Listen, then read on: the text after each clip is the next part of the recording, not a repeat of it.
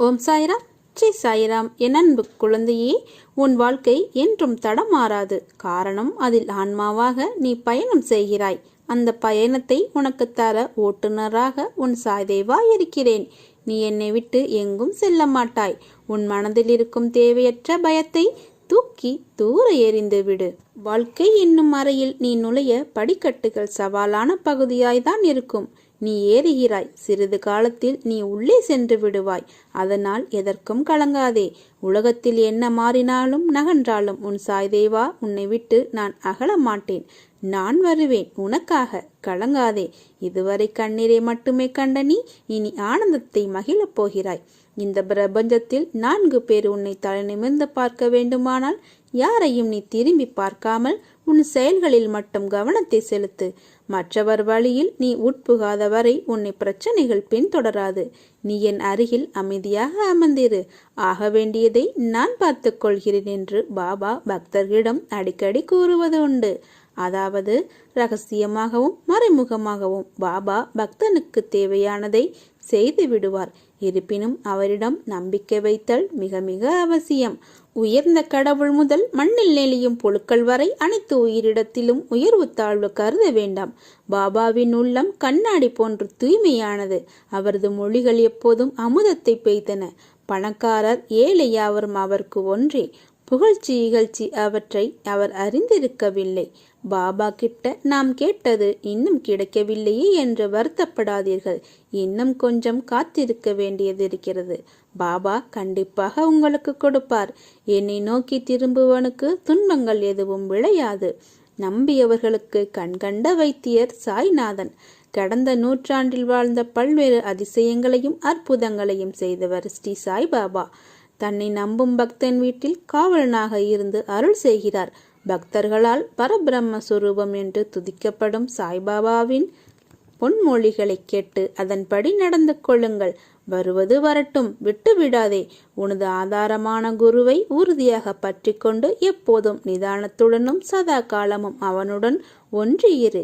எனது பக்தன் எவ்வளவு தூரத்தில் இருந்தாலும், என்னிடமிருந்து 3000 மைல்களுக்கு அப்பால் இருந்தாலும், காலில் நூல் கட்டியுள்ள சிட்டுக்குருவியை போன்று சீரடிக்கு இழுக்கப்படுவார். தேவைப்பட்டால் நான் அவன் இருக்கும் இடத்துக்கு சென்றும் அருள் புரிவேன். குடும்பத்தில் ஒரே ஒருவர் என் மீது நம்பிக்கை கொண்டு சரணடைந்திருந்தாலும் கூட அவர் பொருட்டு அந்த குடும்பத்தையே காப்பது எனது பொறுப்பு. வெறும் கல்வியினால் பலன் ஏதுமில்லை. நீங்கள் சிந்திக்க கற்ற நெறியில் நிற்றல் வேண்டும். குருவின் அனுக்கிரகமின்றியும் ஆத்மானுபதியுமின்றியும் உள்ள வெறும் ஏட்டு படிப்பால் பயனில்லை. எனவே குருவுக்கு பயந்து கற்ற நன்னெறியின்படி நடந்து கொள்ளுங்கள். உடம்பை புறக்கணிக்கவோ விரும்பி செல்லமாக பராமரிக்கவோ கூடாது. ஆனால் முறையாக பராமரிக்க வேண்டும். குதிரையில் சவாரி செய்யும் ஒரு பயணி தன் பயணம் முடியும் வரைக்கும் குதிரையை பராமரிக்கிறது போல உடம்பை பராமரிக்க வேண்டும். ஆத்மானுபதி பெற உடல் உபாயப்படவும்.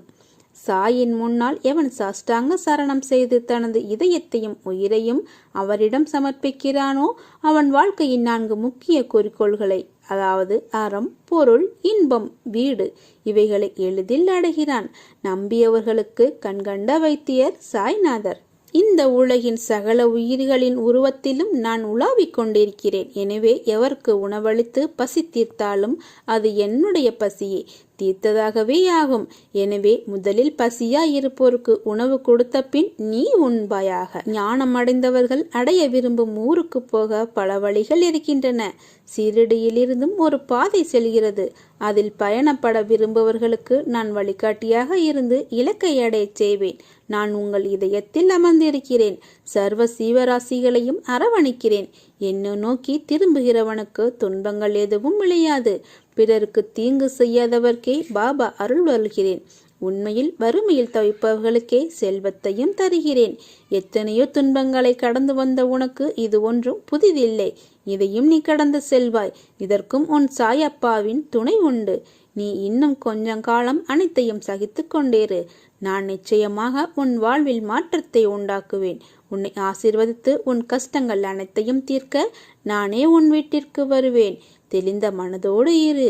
ஏன் குழம்புகிறாய்? ஏன் தடுமாறுகிறாய்? எதிர்காலத்தை பற்றி பயம் எதற்கு? நிலைமை என்ன ஆகுமோ என்ற கவலை உனக்கெதற்கு? நான் இருக்கும்போது எதற்காக இந்த கவலை? அனைத்தையும் நான் சீர்திருத்துவேன். அற்புதங்கள் இனி உன் வாழ்வில் நிகழ்வதற்கான காலகட்டத்தை நீ நெருங்கிவிட்டாய். அதுவரை சற்று பொறுமையாக இரு. எல்லாம் நல்லதாகவே நடக்கும். பல ஏமாற்றங்களால் நீ மனம் வருந்துகிறாய். வருந்தாதே. எல்லாவற்றிற்கும் உனக்கு நிச்சயம் பதில் கிடைக்கும்.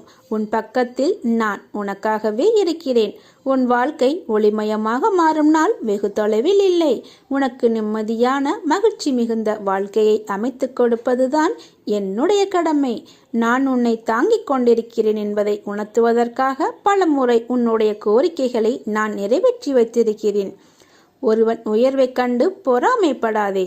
அவன் பட்ட கஷ்டம் தெரிந்தால் அடைய வேண்டும் என்ற ஆசையே உங்களுக்கு வராது. என்னை வழிபட்ட பின் உன்னில் ஏற்பட்ட மாற்றங்கள் என்ன என்று தெரியுமா? உன் மனம் நல்லதை மட்டுமே நினைக்கும். உன் நாவு அடுத்தவர் மனதை ஒருபோதும் புண்படுத்தாது. உன்னுடைய செயல்கள் முழுமையாக இரக்க குணம் உடையதாகவே இருக்கும். நான் சொல்வது சரிதானே? நீ அப்படித்தானே இருக்கிறாய்? வாழ்க்கையில் உள்ள சில தருணங்கள் ஏன், எப்படி என்ற கேள்விகளும், ஏன் பிறந்தேன், எதற்கு என்னை படைத்தீர்கள் என்ற புலம்பல்கள் உன் வாயிலிருந்து பேசுகிறாயா? உன் புலம்பல் உனக்கான தீர்வாய் அமைந்து விடும் என்று நினைக்கிறாயா? மேலும் அது உன்னை அந்த சூழலில் அமுக்கி மறுபடியும் உன்னை அதே சூழ்நிலைகளில் மேலோங்கத்தான் செய்யும். அந்த சூழ்நிலைகள் உன்னை அமுக்கி மூச்சை திணற வைக்கும்.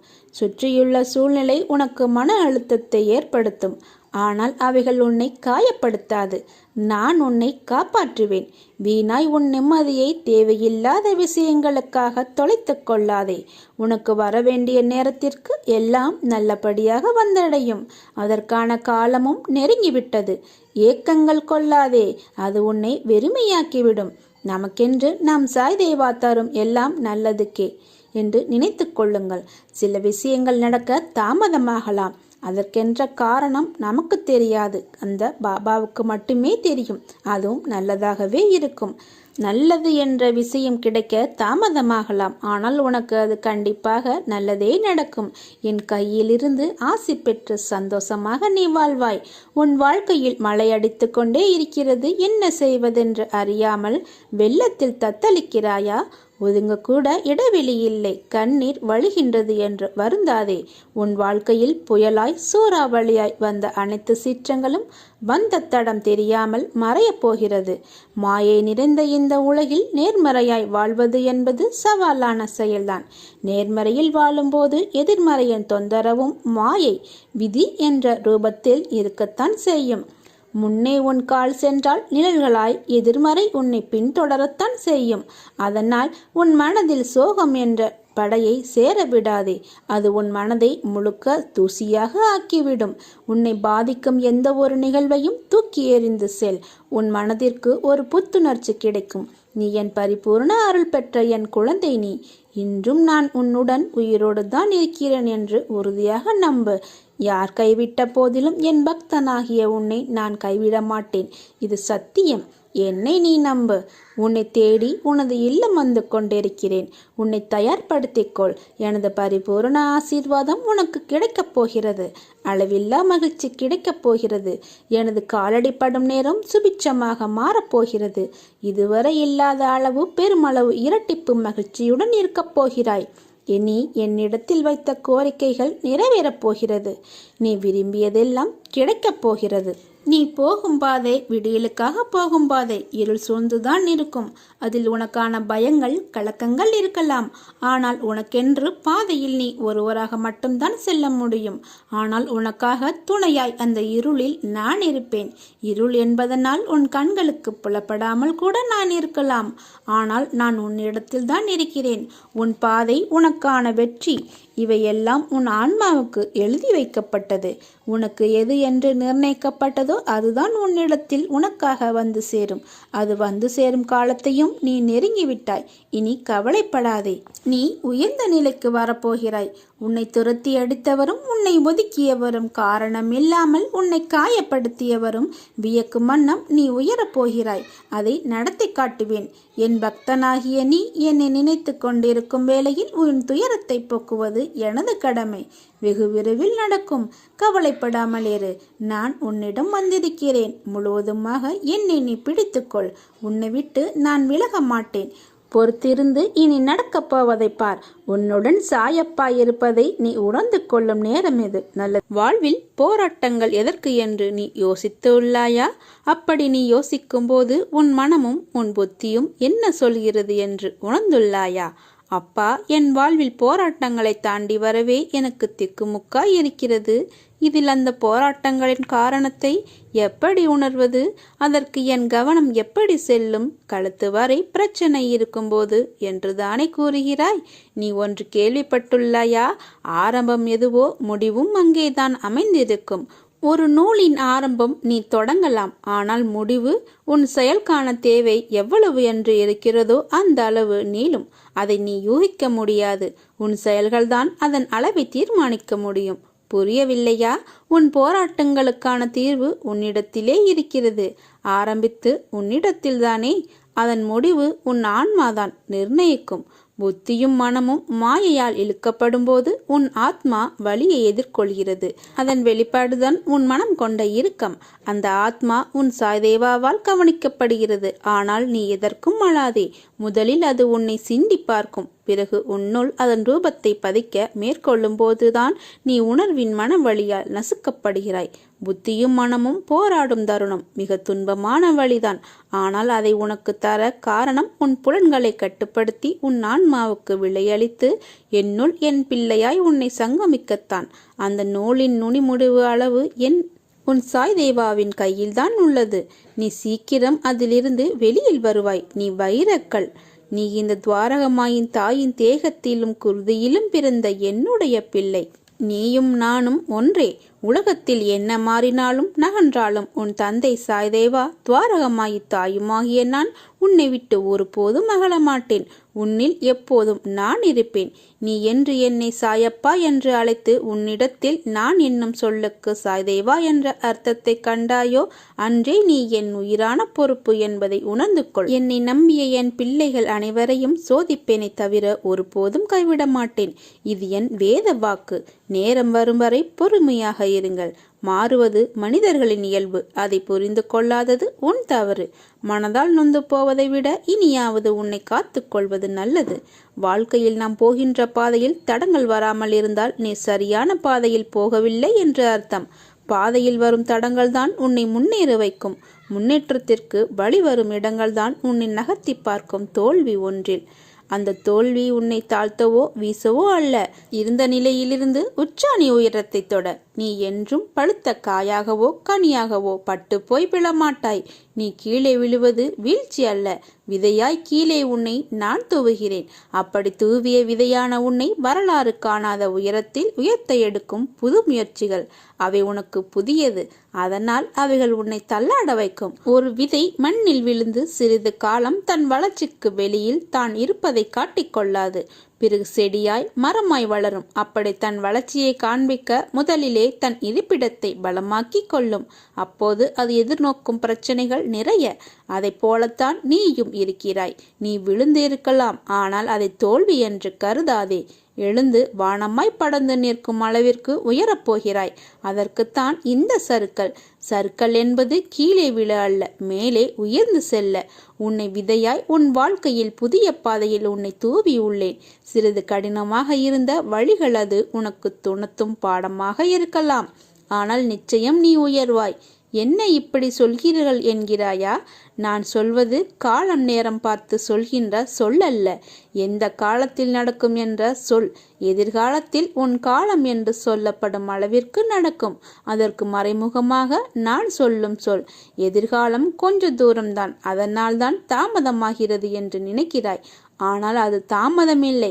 உன்னை நீ தயாராக்கி கொள்ளும் காலம் இது. வெற்றிக்கான காலம் வந்துவிட்டது. இதில் நீ நிச்சயம் ஜெயிப்பாய். உன் வாழ்வில் மலர்கள் பூக்கப் போகிறது. சோலைகளாய் மாறப்போகும் உன் மனம். இவற்றை உன்னுடன் அமர்ந்து காண நான் விரும்புகிறேன். நல்லொழுக்கம், சிந்தனை, தெளிவு, தன்னடக்கம், கருணை, பணிவு, கட்டுப்பாடு, நேர்மை மற்றும் புலனடக்கம் இவையே உண்மையான ஞானத்துக்கு உரிய பண்புகள். வாழ்க்கையில் வெற்றியடைய இந்த பண்புகள் உனக்கு துணை புரியும். வாழ்க்கையில் நம்மை சுற்றி அதிகமான மனிதர்கள் இருப்பார்கள். ஆனால் யார், எப்படிப்பட்ட மனிதன், நமக்கு நல்லது நினைப்பவர் யார் என்று அறிவது கடினம். அறியாத நேரத்தில் உனக்கான நல்வாழ்வுக்காக பிரார்த்தனை செய்யும் உள்ளம் இருந்தால் அதைவிட பாக்கியமுடைய மனிதராய் நீ இருப்பாய். அப்படி நீ அவர்களை கண்டுபிடித்து விட்டால் அவர்களுக்கும் அவர்களை சேர்ந்தோருக்கும் நிறைவான வாழ்க்கை அமைய தினமும் பிரார்த்தனை செய். உன்னுடைய நிழலாக நான் இருப்பேன். உன்னுடைய அசைவுகளை வைத்தே உன்னை அறிந்து கொள்பவன் நான். உன்னுடைய பிரச்சனை என்ன, உன்னுடையது என்ன என்பது எனக்கு நன்கு தெரியும். இதை பற்றியும் கலங்காதே. தயவு செய்து பேசுவதற்கு முன் யோசித்து பேசு. பழகுவதற்கு முன் யோசித்து பழகு. ஏனென்றால் உன்னை அடுத்தவர் தவறாக நினைக்க நேரிடும். உனது எண்ணங்கள் வேறுபடுவதில்லை, ஆனால் மற்றவர் எண்ணங்கள் வேறுபடக்கூடும். உன்னை தவறாக நினைக்க நேரிடும். கவலைப்படாமல் இரு. உனது கர்ம பலன்கள் காரணமாக இப்படி நடந்து கொண்டிருக்கிறது. என்னை பற்றி நீ தெரிந்து கொள்வதற்கு முன்பாகவே உன்னை பற்றி முழுவதுமாக, உன்னை பற்றி அனைத்தும் நான் அறிவேன். துவக்கமும் முடிவும் இல்லாதவன் நான். நீ செய்த பாவங்கள் அனைத்தும் நான் அறிவேன். இப்பிறவியில் நீ எப்படி செயல்படுவாய், இனி வரும் பிறவியில் எப்படி இருப்பாய் என்பதை நான் அறிவேன். நீ படும் வேதனையை பார்க்க முடியாமல் கவலைப்படுகிறேன். உன்னை பாதுகாக்க உன் கூடவே நிழலாக இருக்கிறேன். ஒவ்வொரு நொடி பொழுதும் உன்னை நான் தேற்றுகிறேன். மனதை தேற்றிக்கொள். கர்மத்தின் தீவிரத்தை இதுவரை அனுமதித்தேன். இனி அது நடக்காது, நடக்கவும் விடமாட்டேன். நீ சந்தோஷமாக இரு. துக்கத்தை விடு. எது வந்தாலும் ஒரு நாள் முடிய போகிறது என்ற உண்மையை உணர்ந்து கொள். அப்பா நான் இருக்கிறேன். என்னை சரணாகதி அடைந்தால் நான் உன்னை பாதுகாப்பேன். என்னை நோக்கி பார். என்னுடைய விழிகள் இரண்டும் உன்னோடு பேசும். உன் அப்பாவாக இருந்து உன்னை அரவணைத்து காப்பேன். இனி காலமெல்லாம் மகிழ்ச்சியாக இருப்பாய். நான் உனக்கு ஒரு அறிவுரையை சொல்கிறேன். ஒரு கதையின் மூலம் சொல்கிறேன். அதை நீ உனக்காக எடுத்துக்கொண்டு செயல்பட்டால் உனக்கு நன்மை விளையும். சஞ்சல புக்தியுடைய மனிதன் ஒருவன் இருந்தான். அவனுடைய இல்லத்தில் தனமும் தானியமும் மற்ற பொருட்களும் ஏராளமாக நிரம்பி கிடந்தன. உடலிலும் மனதிலும் வியாதியோ வெக்கியோ இல்லை. ஆயினும் அவன் உபாதிகளை தேடினான். அவசியமில்லாமல் தலைமேல் பாரத்தை ஏற்றிக்கொண்டு அங்கும் இங்கும் அலைந்தான். அவன் மனதில் அமைதி இல்லை. ஒரு நேரம் பாரத்தை இறக்கி வைப்பான், அடுத்த நிமிடமே மீண்டும் பாரத்தை தலையில் ஏற்றிக் கொள்வான். அவனால் அவனுடைய மனதை சலனமில்லாமல் வைத்து கொள்ள முடியவில்லை. அவனுடைய அவஸ்தையை பார்த்து என்னுடைய மனம் கனிந்தது. நான் அவனிடம் சொன்னேன், உன்னுடைய மனதை நிலைபெற செய்து ஏதாவது ஒன்றில் நிறுத்து என்றேன். அது எதுவாக வேண்டுமானாலும் இருக்கட்டும். நீ அனாவசியமாக அலைகிறாய். முதலில் உன் மனதை ஏதாவது ஒன்றில் நிலைபெற செய் என்ற இந்த கதையை அவனிடம் சொன்னேன். இந்த கதை தனக்காகவே சொல்லப்பட்டதாக எண்ணி தர்மசி என்ற பக்தர் புரிந்து கொண்டார். தேவையில்லாமல் எக்காரணமின்றி கவலையால் பீடிக்கப்பட்டவராக தனக்குத்தானே இன்னல்களை தேடிக்கொண்டதை எண்ணி வருந்தினார். செல்வமும் உறவினர்கள் மற்றும் சமூகத்தினர் மத்தியில் உள்ள கௌரவம் இவற்றில் எதையும் மனதில் கொள்ளாமல் துக்கங்களையும் இன்னல்களையும் கற்பனை செய்து கொண்டு வாழ்ந்ததை எண்ணி நமக்காகவே பாபா இக்கதையை கூறியுள்ளார் என்று கருதி மனமாற்றம் கொண்டார். இந்த கதை உங்களுக்காகவும் சொல்லப்பட்டது. நீங்களும் ஒரே இடத்தில் மனதை வைக்காமல் வேறு திசையில் திருப்புங்கள். அந்த திசையில் நான் இருக்கிறேன். அங்கு உங்களுக்கு மன நிம்மதியும் சந்தோஷமும் கிடைக்கும். நிறைவில்லாத மகிழ்ச்சியோடு சந்தோஷமாக குதூகலமாக இருப்பாய். என்னை நம்பு. உன்னுடைய சந்தோஷமான வாழ்க்கைக்கு நானே பொறுப்பு. உனக்கு எல்லா சூழ்நிலைகளிலும் துணை நிற்பேன். என்மேல் நீ கொண்ட நம்பிக்கையும் பொறுமையும் உன்னை எப்போதும் காவலாய் காக்கும். என் வார்த்தைகள் மீது நம்பிக்கை வைத்து செயல்படு. நீ எல்லா செல்வ வளங்களையும் பெறுவாய். கவலைப்படாதே, நான் இருக்கிறேன். உன்னோடு என்றும் என்றென்றும் நானே இருப்பேன். நல்லதே நடக்கும். உனக்கு ஒரு விஷயத்தை சொல்கிறேன் கேள். நான் உன்னுடன் எங்கும் எப்போதும் இருக்கிறேன். நீ சிறிதும் கவலை இல்லாமல் இரு. எந்த ஆபத்திலிருந்தும் நீ முழுமையாக காப்பாற்றப்படுவாய் என்பதில் உனக்கு எந்தவித சந்தேகமும் வேண்டாம். ஒவ்வொரு வினாடியும் நான் உன்னுடன் இருக்கிறேன். நீ தனியாக நடப்பதாக நினைக்கிறாயா? உன் பாதை என்னால் வடிவமைக்கப்பட்டது. நான் உன் வாழ்க்கையை உருவாக்கியவன்.